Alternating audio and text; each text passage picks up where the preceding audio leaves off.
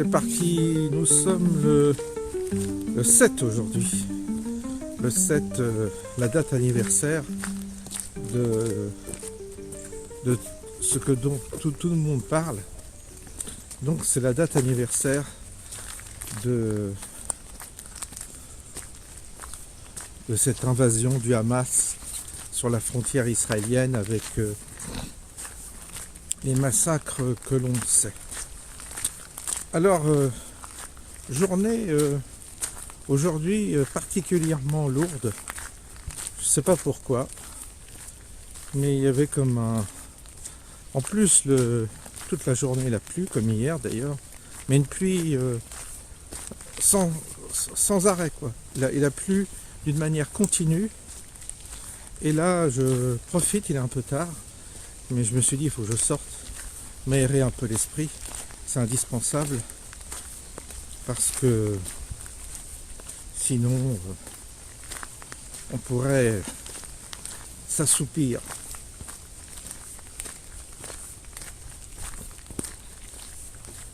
Et puis l'exercice physique est vraiment, il faut s'y tenir tous les jours.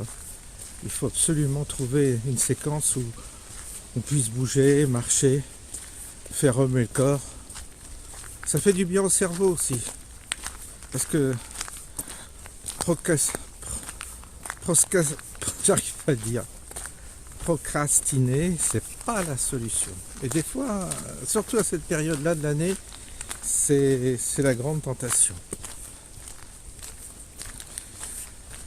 Alors, oui. Écoutez, de mon côté, j'ai fait la biopsie, j'ai eu résultats qui sont à compléter par d'autres examens. Alors ils appellent ça le LEP PMSA, quelque chose comme ça. LEP, c'est une forme de PET scan. Donc c'est pour vérifier à nouveau. C'est de la radiologie, ils appellent ça de la radiologie, c'est de la médecine nucléaire, donc c'est encore particulier, c'est encore plus, on scanne, on va chercher encore plus profondément la nature de la tumeur, etc. S'il n'y a pas de métastase, etc. Bon, je n'étais pas au courant que j'allais avoir encore cet examen. Et je me dis encore rebelote. On attend à nouveau de... C'est assez accablant en fait. Et à un moment donné, on aimerait qu'on vous annonce une solution, un verdict, et puis avec une solution à la clé, ça nous délivre d'une forme d'angoisse qui est entretenue au fil de ces différents examens qui on ne sait jamais, peuvent révéler un truc, on ne sait jamais. Donc c'est pas marrant. Et ma crainte, c'était de mettre le doigt dans l'engrenage. Je savais, c'est pour ça qu'on recule toujours, parce que on se dit, le jour où tu mets le doigt dans l'engrenage de la médecine, ça n'en finit pas.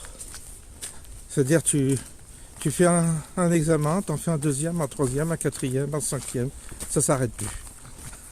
Et ça recommence avec des analyses de sang, des analyses d'urine, etc. Enfin, je voulais pas tomber dans ce processus. Il y avait vraiment en moi une résistance par rapport à ça. Et là, comme j'ai entamé cette démarche, parce que je ne pouvais pas faire autrement, ça y est, je suis dedans. Donc il y a une forme de jusqu'au boutiste. On veut savoir au bout, si ils veulent tout savoir au niveau des examens, des appareils dont ils disposent.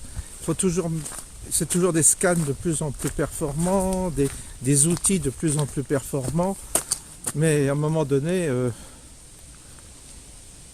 on serait tenté de demander, de dire stop, quoi. On arrête là.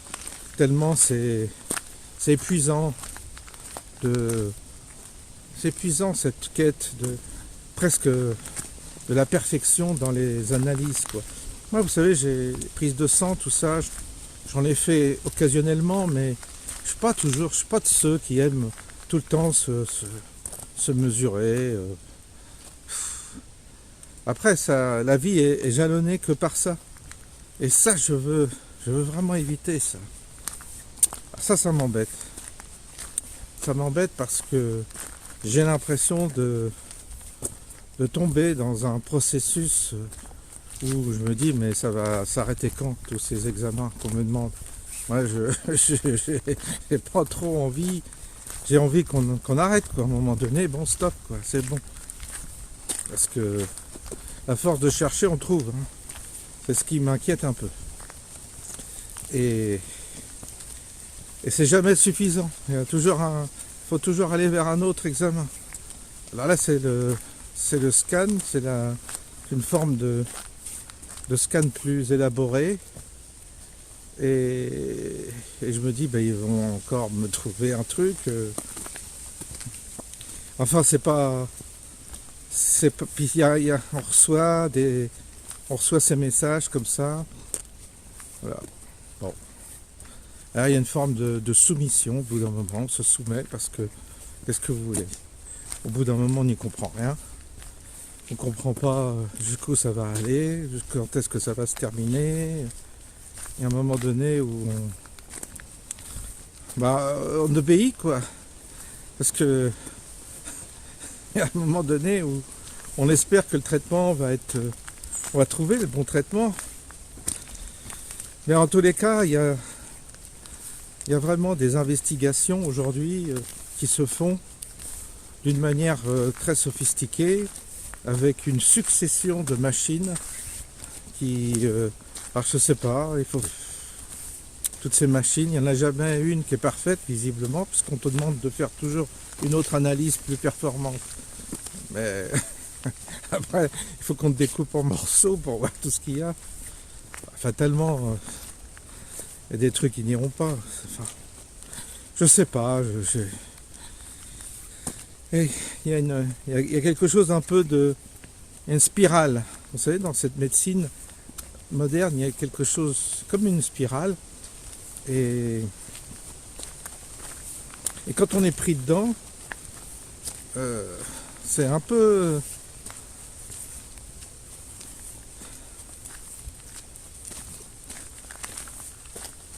C'est un peu angoissant.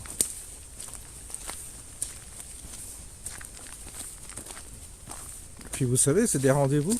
Alors vous avez un rendez-vous, chaque semaine finalement il y a un truc qui se passe au niveau médical, ce qui fait que ça jalonne votre vie.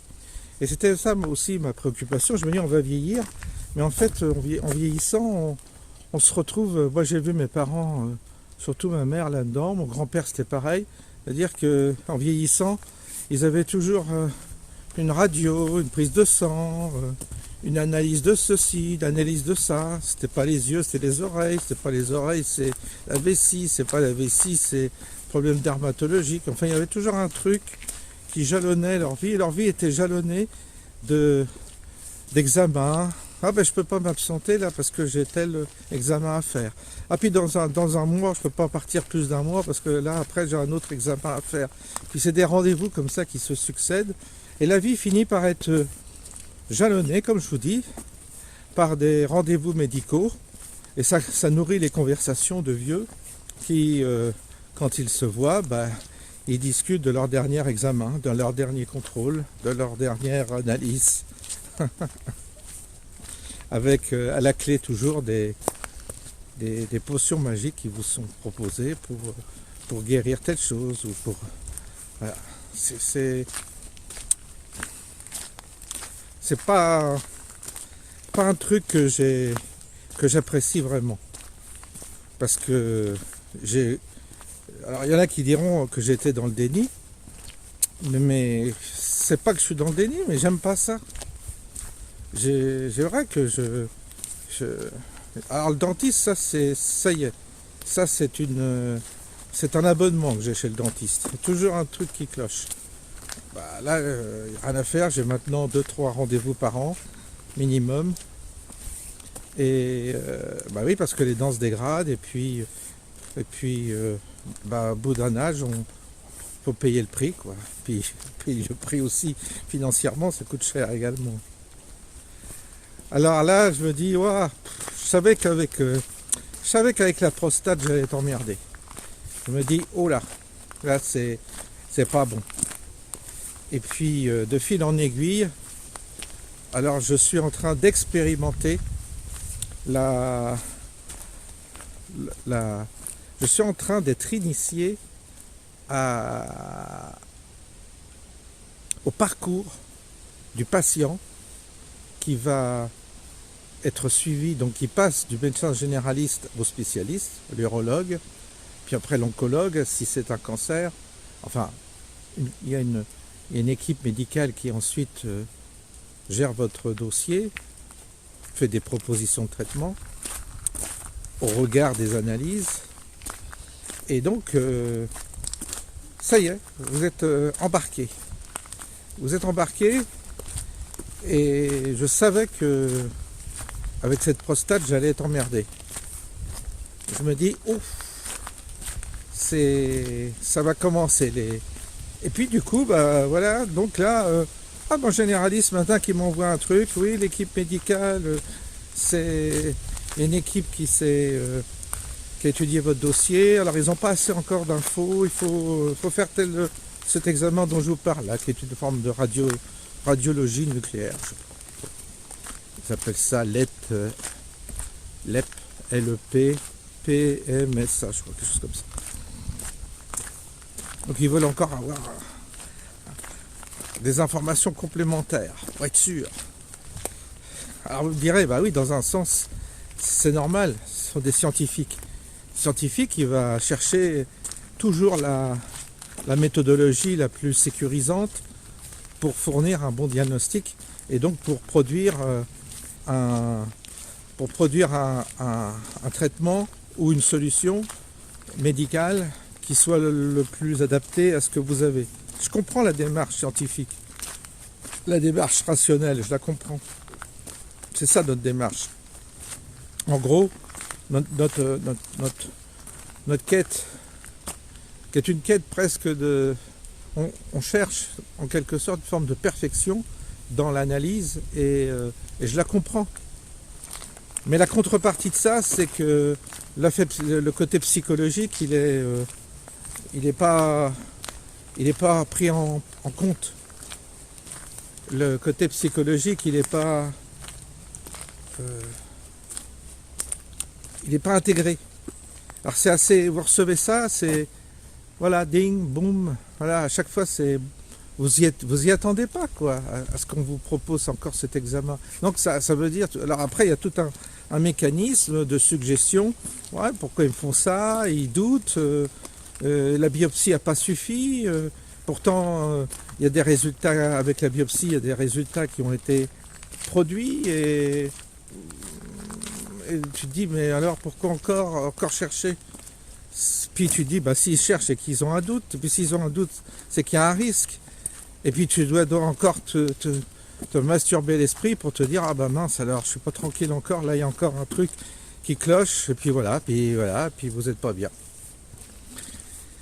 Donc je pense que le fait de parler de ces choses, ça parle à d'autres qui certainement comme moi passent par les mêmes étapes psychologiques. Alors heureusement j'ai un monsieur qui m'accompagne m'accompagne physiquement dans cet établissement parce que c'est pas à côté de chez moi. Et puis comme il a un parcours médical, lui il a eu un parcours riche au niveau de ses expériences. Il n'est pas médecin mais il a beaucoup collaboré avec les médecins. Il a une capacité à analyser les choses. Bon bah psychologiquement je me fais un peu accompagner par lui avec des explications qu'il m'apporte par rapport à ce qu'on me fait faire, subir, et quand j'ai un résultat, je lui soumets, il regarde. Voilà, heureusement que j'ai ce monsieur-là qui me procure, qui a du temps, parce qu'il est à la retraite, donc il a du temps à me consacrer pour justement m'apporter les explications que je n'aurais pas s'il n'était pas là. Et je me mets à la place de ceux qui n'ont pas trop autour d'eux de de personnes qui ont les capacités d'intégrer ou d'expliquer les résultats qu'on vous fournit. Parce que l'urologue, vous l'avez, c'est un type très occupé. Donc vous avez des rendez-vous avec lui qui sont espacés et vous ne pouvez pas l'avoir en ligne comme ça. Vous ne pouvez pas l'avoir comme ça pour avoir une réponse à une question qui vous trotte dans la tête. Donc voilà, vous allez sur le net, vous allez chercher des réponses, ce qui n'est pas toujours bon. Hein. Donc du coup, ce monsieur qui a travaillé dans le milieu hospitalier, qui a été infirmier et tout ça, il a une connaissance de ces questions et d'une certaine manière, il m'apporte une forme de soutien par ces réponses qu'il me donne et qui calment un peu mon angoisse. Mais je me dis, c'est encore une chance que je puisse avoir cette personne-là qui m'accompagne psychologiquement dans un parcours qui n'est pas évident. C'est pas évident parce que quand c'est technique, quand c'est dans un vocabulaire abscon que vous ne pouvez pas déchiffrer, vous, en tant que néophyte, voilà quoi. Alors vous allez sur le net, vous mettez tous les mots, puis vous faites votre cuisine, puis des fois votre cuisine elle est fausse. Soit vous angoissez à tort, ou soit vous rassurez à tort aussi. Ce n'est qu'une interprétation d'un néophyte de données qui sont de données médicales que seuls des médecins, des spécialistes peuvent interpréter. Ils ont leur propre langage, ils ont leurs propres mots et nous on ne peut pas, on est ignorant. Cette situation d'ignorant face à une connaissance que vous ne maîtrisez pas, ça n'aide pas non plus. Donc on cherche toujours un interlocuteur autour de nous qui puisse dire traduis-moi ça, donne-moi un petit peu ton analyse parce que moi j'y comprends rien. C'est un peu ça. Le malade il est là. Et donc là, comme je vous disais, l'accompagnement psychologique, beaucoup ne l'ont pas. Et donc c'est quelque chose que je suis en train de vivre, mais ça me permet de comprendre les amis ou les gens qui sont abonnés à ma chaîne ou qui passent par là. Ça me permet de les comprendre, de comprendre le parcours de quelqu'un chez qui on a détecté un problème médical et qui va courir d'examen en examen. C'est des étapes qui ne vous libèrent pas puisque un examen appelle un autre examen. Donc j'ai l'impression que tu cours toujours après une réponse que tu n'as pas. Et il y a un côté épuisant moralement. Parce que ça dure dans le temps, c'est long. Et puis ça dépend de la relation que tu as avec le médecin aussi. Il y a des médecins qui expliquent rien, puis il y en a d'autres qui expliquent bien. Alors là, c'est au petit bonheur la chance, ça dépend si tu as la chance d'avoir un bon médecin ou pas qui t'explique. Ah non, c'est pas évident. Hein. C'est pas évident. Hein. Alors ça me permet de comprendre maintenant, je comprends. Je comprends le stress que ça engendre. Alors si ça engendre un stress, fatalement ça engendre à nouveau tu somatises. C'est pas bon pour ton corps, c'est pas bon pour ta santé. Donc en réalité, ces examens te conduisent à somatiser, à créer peut-être un autre problème médical, puisque tu somatises en stressant. Enfin, vous voyez, c'est vraiment le serpent qui se mord la queue, on n'en sort jamais.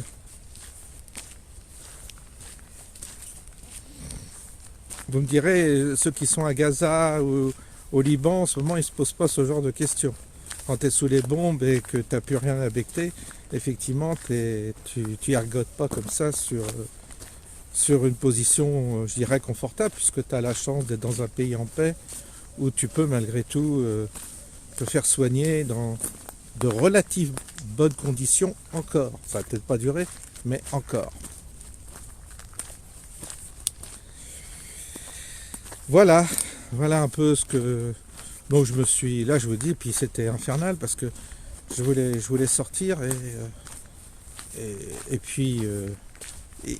la pâte, ça te décorde. Il tombait des cordes toute la journée. Il tombait des cordes. C'était accablant. cette pluie, cette eau, on se sent humide tout le temps, c'est pénible. Et puis du coup,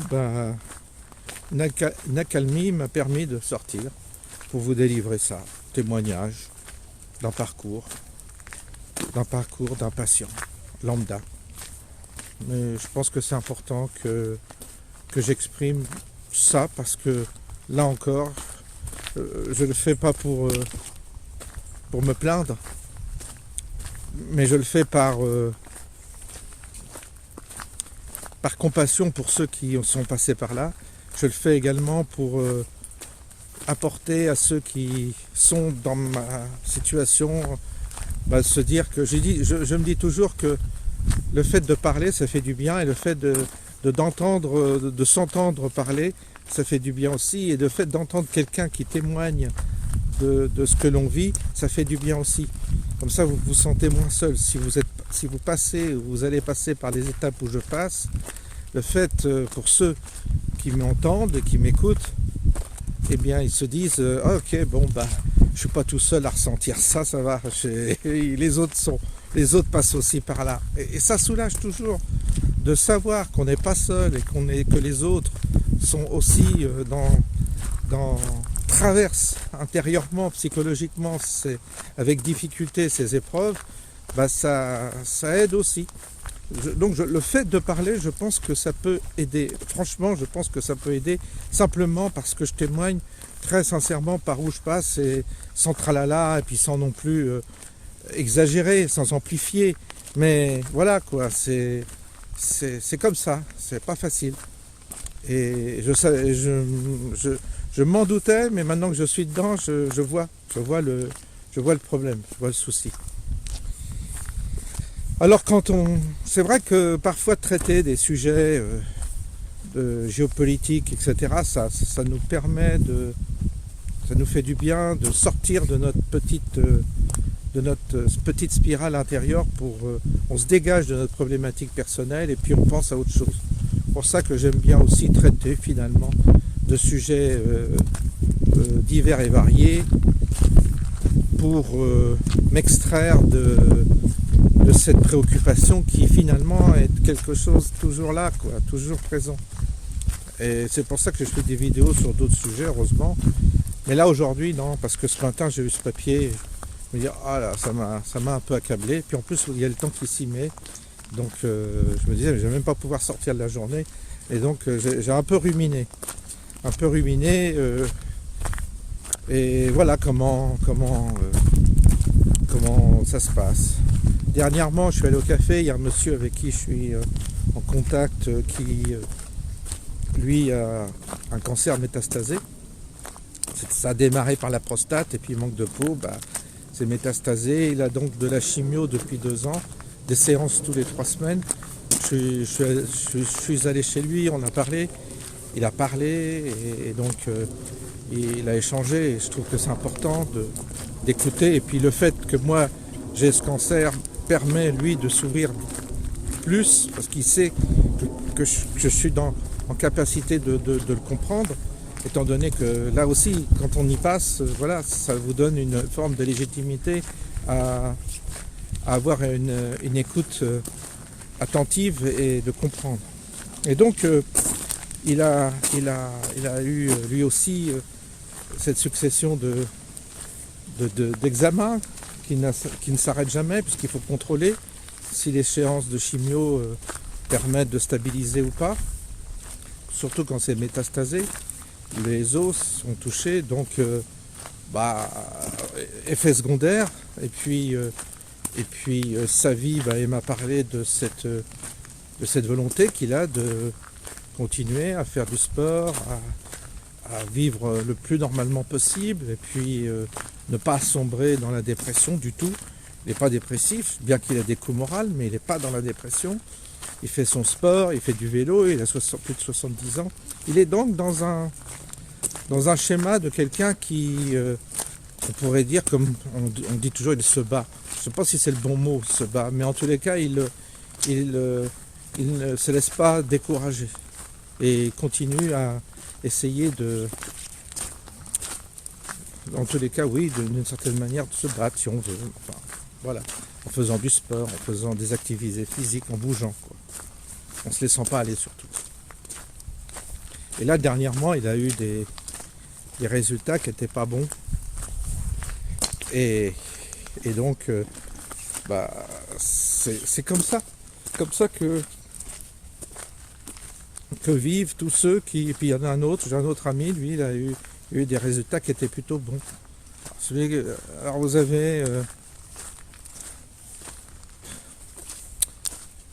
des cas où ça s'arrange et des cas où ça s'arrange pas. Si j'avais la possibilité d'en rencontrer plusieurs personnes, peut-être que j'arriverais à comprendre les mécanismes, les facteurs qui font que pour quelqu'un ça s'améliore et pour quelqu'un d'autre ça s'améliore pas. Mais là, à travers le peu de candidats que j'ai présents à l'esprit, avec lesquels j'ai eu un entretien, une relation, j'ai pas de réponse. J'ai pas de réponse sur le facteur qui va faire que vous allez bien ou vous allez mieux. Ce monsieur-là qui va pas bien, et il est assez positif, hein, et je vous dis, il fait du sport, tout ça, donc je peux pas dire que ce soit son état d'esprit qui collabore à la dégradation. Je sens qu'il est vraiment, qu'il a fait un travail, en tout cas, il a envie de guérir, il ne se laisse pas aller du tout, et donc, non, ça n'a pas fonctionné. Alors vous savez, avant de tirer des conclusions sur les facteurs qui font que vous êtes en rémission ou pas, là aussi il faut être sérieux, il faut certainement rencontrer beaucoup de gens, il faut être dans ce milieu, comme les infirmiers ou toutes les personnes qui travaillent dans le domaine médical sont plus à même de tirer parfois pas des conclusions, mais tirer parfois quelques conséquences de ce qui certains peuvent les amener à la rémission. Mais là aussi, prudence, beaucoup d'humilité, beaucoup de prudence, parce que les généralités sur ces sujets-là, j'en ai vu tellement passer sur le net de gens qui n'étant pas concernés, tirent des conclusions très hâtives sur les médecines parallèles, sur le psychisme, sur le moral. Ah oui, le moral ça compte, ouais, le cerveau ça compte. Là aussi, j'attends de voir, j'attends de constater, j'attends ouais, c'est pas systématique, c'est pas comme on croit en tout cas. Vous savez, tout est mystère et je trouve que parfois on prend des raccourcis faciles pour décrire quelque chose. C'est pas que je doute, mais je trouve qu'on manque de prudence parfois dans nos analyses. On court-circuite on court-circuite l'expérimentation, l'expérience, puis on tire vite des conclusions. Et c'est un peu, vous savez, c'est les idées qu'on transforme comme nos produits de grande consommation. C'est-à-dire c'est des idées toutes faites qu'on emballe et qu'on livre comme ça. Alors les gens, ils jettent ça sur le réseau, ils jettent une réflexion et ils tirent des conclusions hâtives, parfois qui sont fausses, totalement fausses. Et ça, c'est vrai pour tous les domaines. C'est vrai que pour tous les domaines, on va vite en besogne dans des préceptes tout de suite on avance avec des trucs.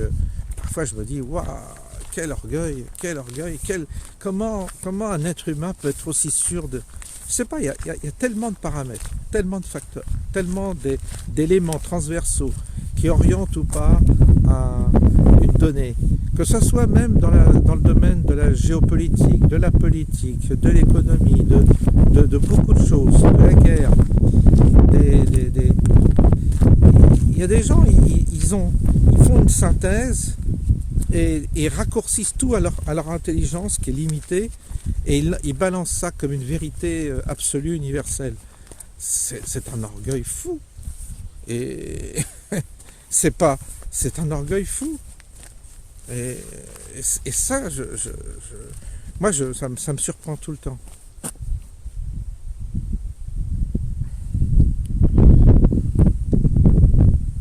Ouais, ça me surprend.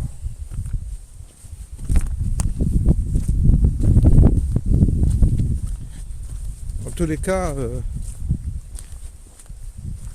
savez, c'est quand j'ai eu ma boîte, ma société, j'ai créé, j'ai eu du succès, j'ai connu l'échec, j'ai connu la ruine, et bien toutes ces étapes, je les ai connues. Et donc, je peux en parler en connaissance de cause. J'ai une certaine légitimité à en parler parce que je suis passé par là. C'est-à-dire j'ai démissionné, j'étais salarié et je me suis lancé à mon compte en faisant de gros emprunts, en prenant des risques. Et donc j'ai compris ce que c'était que la clientèle, j'ai compris ce que c'était que d'avoir des salariés. Et beaucoup de gens qui ne sont pas passés par où je suis passé, tirent des conclusions comme ça, tirent presque même ont des opinions. Ils ont des opinions sur des choses qu'ils ne connaissent pas, qu'ils ne maîtrisent pas, par lesquelles ils ne sont pas passés. Mais ils te donnent leur opinion. Mais ils sont restés, tu as des gens, ils sont restés fonctionnaires toute leur vie. Pas une seule fois dans leur vie, ils ont pris un risque. Je dis pas que c'est bien, je dis pas que c'est mal, mais ils l'ont pas fait. Et ils viennent te donner une opinion, leur opinion, sur ce que toi tu as fait. Et ne se rendent pas compte de ce que c'est que de se lancer dans le vide, sans filet de sécurité, à entreprendre une affaire, quelle qu'elle soit, et ensuite à vivre tout ce qui à vivre le succès et à vivre l'échec, parce que j'ai vécu les deux. Et les mécanismes ne sont pas là où on croit. Et ces mécanismes-là ne s'apprennent pas dans les universités, dans les écoles de commerce, pas du tout. Il faut y passer. Et plein de domaines comme ça. L'Église, le monde de la spiritualité, les gens qui s'orientent dans l'Église ou autres, dans cette Église catholique ou autres, qui font un engagement spirituel, qui consacrent leur vie à la spiritualité, c'est un profil particulier. Ce sont des prototypes particuliers.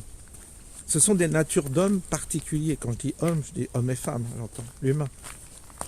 Et moi qui y suis passé, qui ai fréquenté, qui ai touché de près cette question-là, j'entends des gens parler de ces questions alors qu'ils n'ont, eux, jamais fait la démarche, qu'ils n'ont jamais vécu dans l'intimité, c'est-à-dire qu'ils n'ont jamais vécu dans la communauté, ce que c'est que d'une communauté religieuse, qu'ils n'ont pas fait l'expérience, qu'ils n'ont pas tout quitté pour embrasser une voie désintéressée matériellement, consacrée à la spiritualité, et tout de suite ils donnent leur opinion comme ça.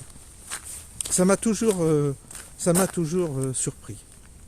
Comme des gens qui, quand je me suis retrouvé, j'en parle souvent, mais quand j'ai travaillé 5 ans dans un service administratif de la police, c'était la préfecture de police, j'ai vu devant moi les dossiers passer. Je les voyais, je les analysais, j'avais une idée claire de ce qui se passait en Île-de-France, à Paris.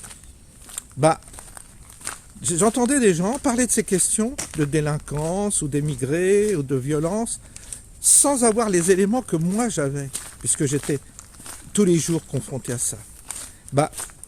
Je vous assure que dans le privé, j'étais parfois obligé de me taire, tellement le fait de parler de ce que je connaissais dérangeait tellement que c'était inentendable pour les autres. Et les autres préféraient garder leurs a priori idéologiques.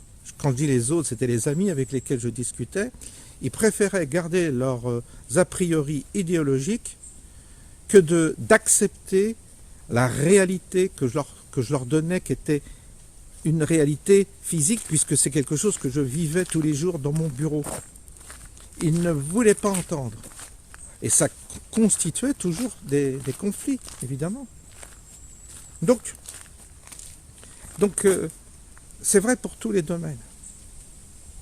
Et c'est pour ça, c'est vrai aussi pour la maladie. C'est vrai pour quelqu'un qui entame ce parcours dans lequel je suis. Ce que je vous témoigne, c'est quelque chose que je vis. Et on ne peut le comprendre que si on traverse, si on le fait.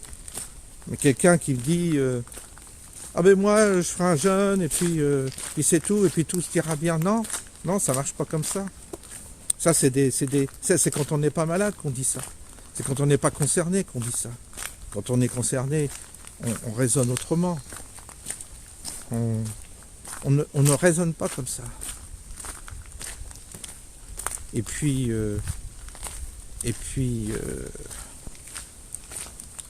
parce qu'après vous apercevez qu'il n'y a pas de témoignage sérieux là-dessus, que c'est pas sérieux. C'est pas. En fait, tu t'aperçois que c'est une opinion, mais qu'elle n'est pas étayée par des stats sérieuses, par une analyse sérieuse, quoi. Il faut que ça soit validé aussi par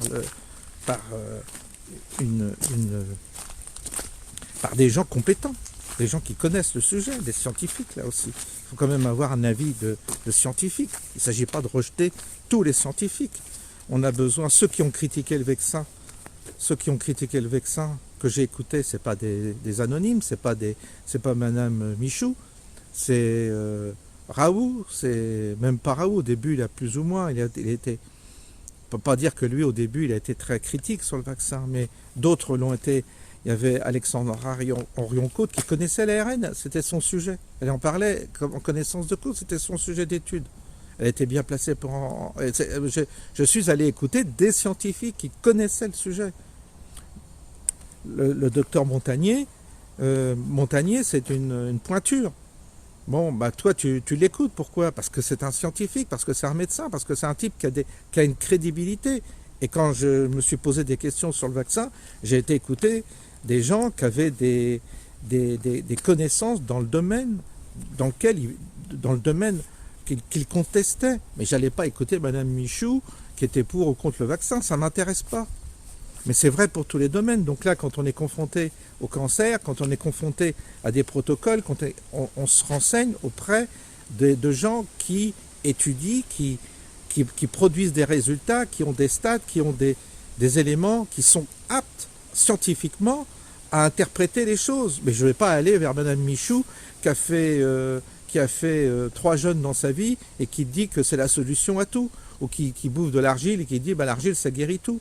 Vous voyez, c'est sans avoir fait d'études, sans avoir fait d'études complètes sur le sujet. Sauf que, et donc on est en face d'amateurs comme ça qui t'apportent des solutions toutes faites. Ils te font rêver, mais ce sont des charlatans parce qu'il n'y a rien derrière qui est validé au niveau scientifique. Et il faut que ça soit validé scientifiquement. Il ne s'agit pas de rejeter la science. Il ne s'agit pas de rejeter non plus notre capacité analytique, notre mental. C'est ridicule. On a besoin aussi de valider les choses par une forme d'objectivité, un constat, une relation de cause à effet. Sinon c'est la porte ouverte, je vous dis, aux charlatans, à n'importe qui. Le succès des gourous, ça a été ça en Occident. C'est-à-dire qu'ils ont prétendu des choses dans le domaine spirituel, ils ont avancé des théories, ils ont avancé des principes, ils ont fait un travail personnel dont on peut avoir des doutes, puisqu'on ne voit pas d'incarnation de ce qu'ils disent jamais. Tous les gourous du dernier siècle qui ont influencé les courants spirituels se sont tous plantés. C'est-à-dire qu'il n'y en a pas un qui a créé un groupe dont aujourd'hui on peut dire qu'il a changé la face des choses. Non, c'est devenu des sectes remplis de gens névrosés qui, pour la plupart, sont complètement déséquilibrés. Et ça n'a rien donné. Donc, merci pour la validité de tous ces gens qui avaient de grandes ambitions et de grands propos.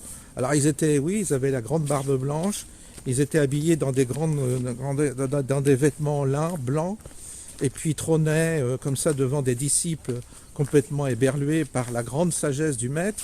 Et qu'est-ce qui se passe derrière? Rien, rien. Est-ce qu'ils ont transformé le monde? Non. Vous avez vu la merde que c'est aujourd'hui? Si ces gens-là, avaient eu simplement 1 gramme d'efficacité sur le plan spirituel, si ce qu'ils avaient découvert ou ce qu'ils avaient compris avait 1 gramme d'efficacité dans ce monde, on ne serait pas dans la merde où on est aujourd'hui.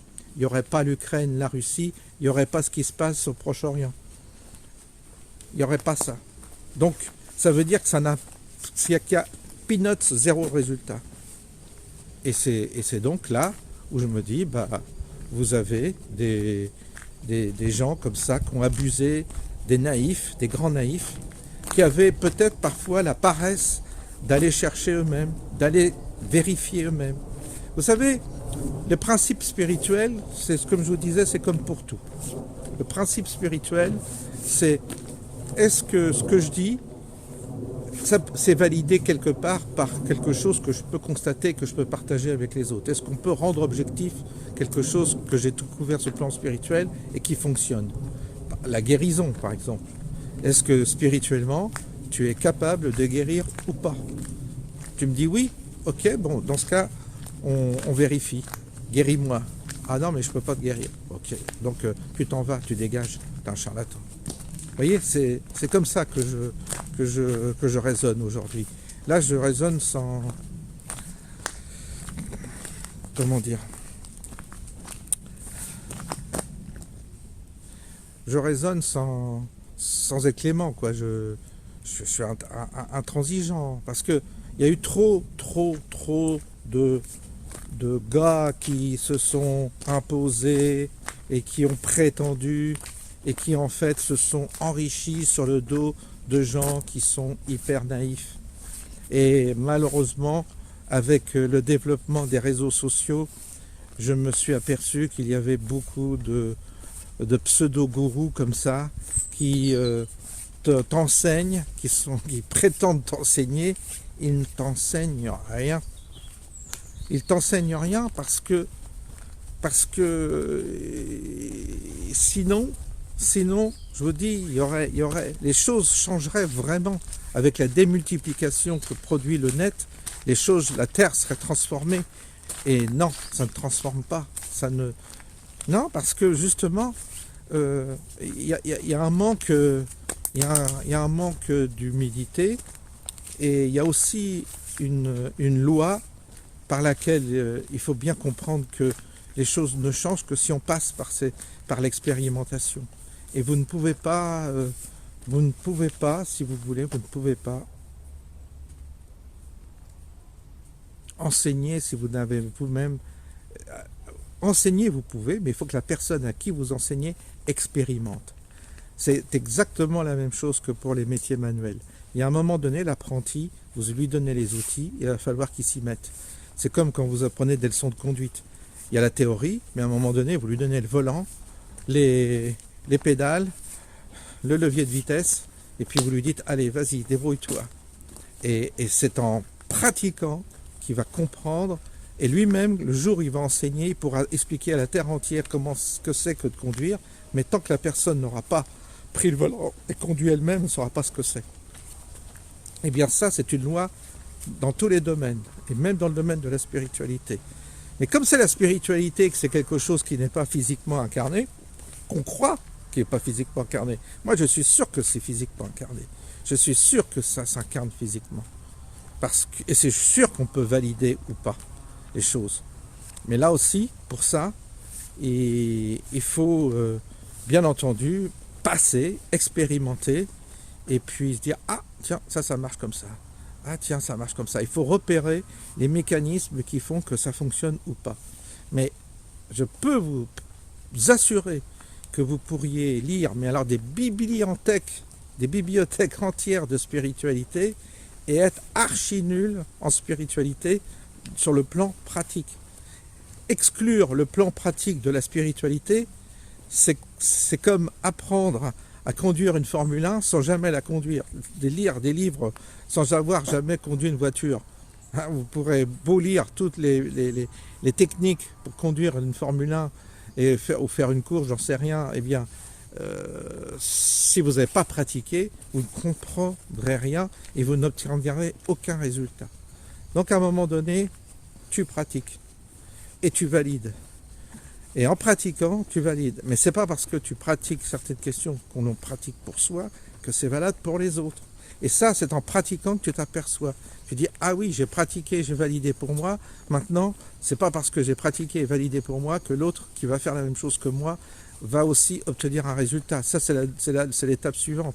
Donc, tu ne peux pas tirer un enseignement à partir de ta propre expérience. Tu ne peux simplement que la partager. Tu ne peux simplement que aider éventuellement ou accompagner l'autre dans son cheminement avec beaucoup d'humilité, en te disant que lui aussi, il va devoir passer par cette expérimentation. Et que son expérimentation à lui sera personnelle. Mais qu'un jour, il validera. Et le jour où il validera pour lui, ce sera acquis. Il aura aussi une autre méthodologie. L'erreur, c'est de tirer une méthodologie globale à partir de sa propre expérience qu'on a validée. Ça aussi, c'est une erreur. Donc vous voyez, ces questions-là sont importantes et ça doit nous conduire vraiment à être modérés dans nos propos et à être humbles aussi. Et je pense que simplement déjà en écoutant des témoignages, en écoutant des gens qui parlent avec sincérité, qui parlent vraiment avec sincérité et qui ajustent leurs propos par rapport à ce qu'ils vivent, par rapport et que vous puissiez constater si ce qu'il dit est vrai dans leur vie intime, si ce que quelqu'un est en accord avec sa vie privée, sa vie intime, là, oui, commencez à valider l'affaire. Si vous voyez un décalage entre la vie privée et ce que prétend la personne, vous pouvez dire là, bon, elle est dans une spéculation complètement arbitraire et il n'y a rien qui colle avec sa vie privée. Il faut déjà que ça colle avec ta vie privée, ce que tu dis, ça colle pas, il y a déjà un bug dans l'histoire. Bon, j'arrive chez moi, je vous souhaite une bonne soirée et je vous dis à bientôt.